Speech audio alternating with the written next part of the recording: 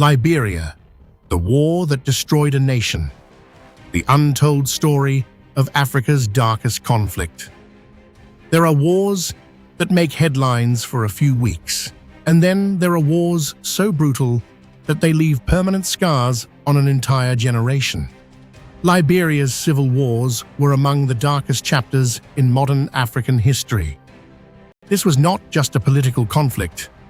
It was the collapse of a nation. A place where children carried rifles instead of books, where entire villages vanished overnight, and where survival became more important than humanity itself. For many people outside Africa, Liberia is just another name on a map. But for millions who lived through those years, Liberia became a nightmare the world watched too late. Today, we're breaking down the real story behind Liberia's civil wars, how a country fell into chaos, and the painful lessons the world still refuses to learn. To understand Liberia's wars, we need to go back to the beginning. Liberia was founded in the 1800s by freed African Americans known as Americo-Liberians. They settled along the West African coast and eventually formed the Liberian government. But over time, a small elite class controlled most of the political and economic power. Meanwhile, many indigenous ethnic groups felt excluded from leadership and opportunity. For decades, resentment quietly grew beneath the surface. Corruption expanded. Inequality deepened. And the country slowly became divided between those with power and those who felt forgotten. The tension was building long before the first bullets were fired.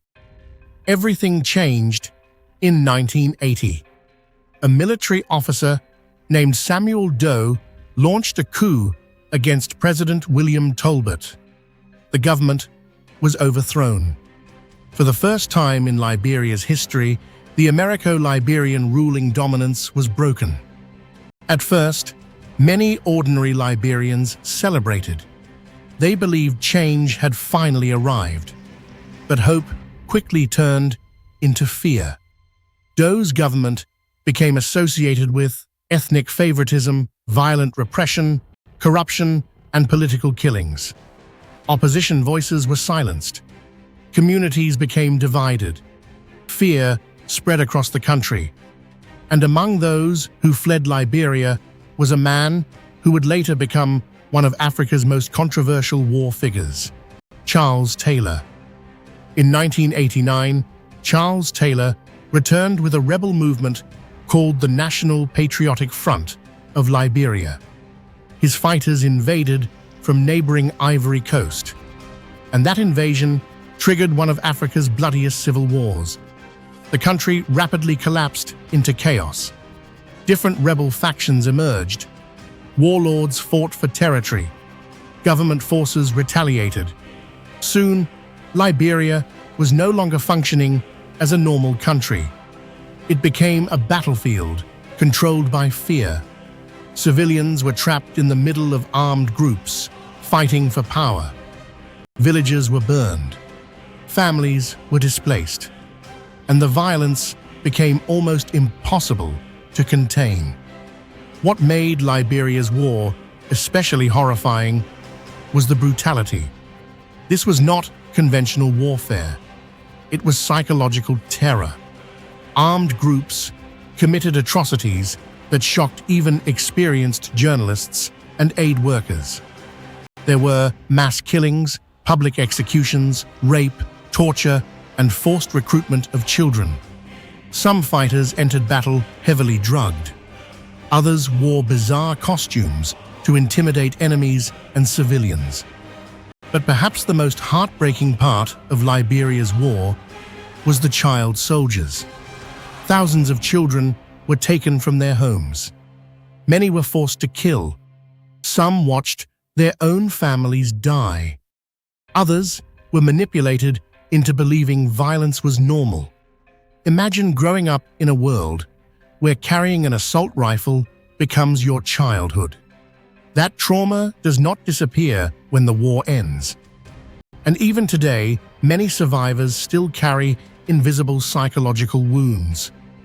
In 1990, Liberia reached another horrifying turning point. Samuel Doe was captured by a rival rebel leader named Prince Johnson. What happened next shocked the entire continent. Doe was tortured and killed on camera. The footage spread across Africa. People watched a sitting president humiliated and murdered while the country collapsed around him. That moment symbolized the total breakdown of law and order in Liberia. Power no longer belonged to institutions. It belonged to whoever controlled violence. And unfortunately, the suffering of civilians only became worse after Doe's death. After years of bloodshed, Charles Taylor eventually ran for president in 1997. And incredibly, he won. One of the most famous sayings during that election was, "He killed my ma, he killed my pa, but I will vote for him." It sounds unbelievable. But many Liberians voted for Taylor because they feared war would continue if he lost. People were exhausted, traumatized, desperate for stability. It showed how deeply fear had taken over the country. Sometimes in broken societies, people stop voting for hope and start voting for survival. Liberia's conflict did not stay within Liberia alone. The war became connected to neighboring Sierra Leone. Rebel groups traded diamonds for weapons. This is where the term blood diamonds became globally known. Natural resources that should have developed nations instead funded violence. Weapons flowed across borders. Children continued dying. Entire regions became unstable. This is one of the darkest realities of war. Powerful people often profit while ordinary people suffer. Peace did not last. Another rebellion eventually rose against Charles Taylor. Liberia fell into civil war again in 1999. By this point, the economy had collapsed, infrastructure was destroyed, and hundreds of thousands of people had been displaced. International pressure increased. Eventually, Charles Taylor stepped down and went into exile.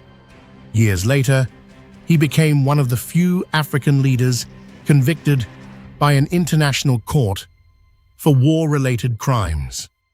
But even after the fighting stopped, the emotional damage remained. After years of destruction, Liberia slowly began rebuilding.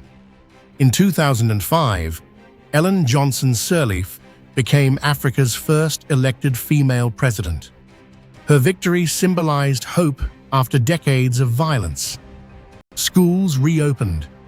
Communities tried to heal. But rebuilding a country is easier than rebuilding trust. Many survivors still live with trauma from what they witnessed.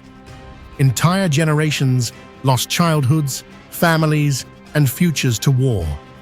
And yet, despite everything, Liberians endured.